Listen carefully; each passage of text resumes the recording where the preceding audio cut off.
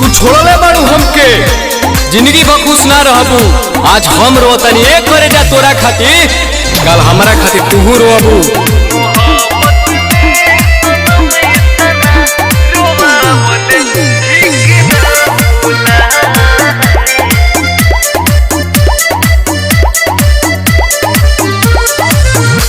मोहब्बत में सनम इतना रोवा बोले ठीक न होला।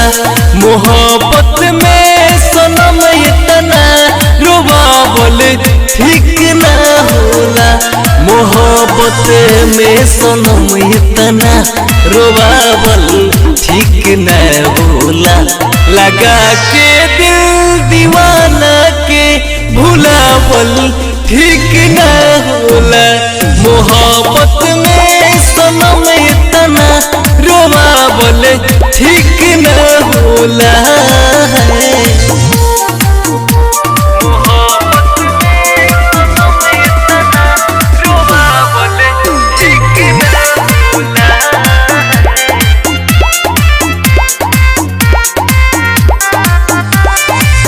दिल में दर्द दिहलू हमके इतना काहे सनम हो।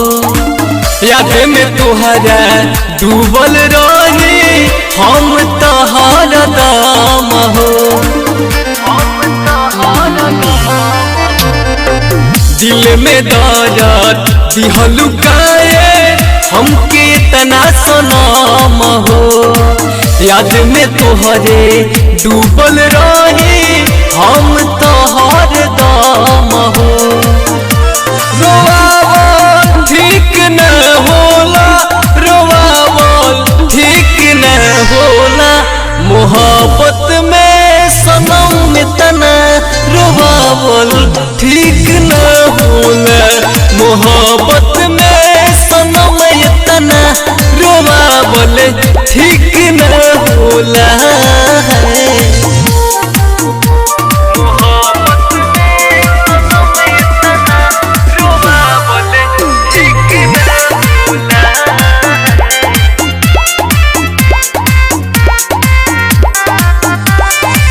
निक न लागे खाना पीना तोहर बिना सनम हो। मन करे हम मर जाए खक जाने जहार हो। निक न लागे खाना पीना तोहर बिना सनम हो। मन करेला हम मर जाए खाके सोना जहाज हो। भुलावल ठीक न होला, भुलावल ठीक न होला। हिमांशु सोन सिकुआ के रोवावल ठीक न होला। मोहब्बत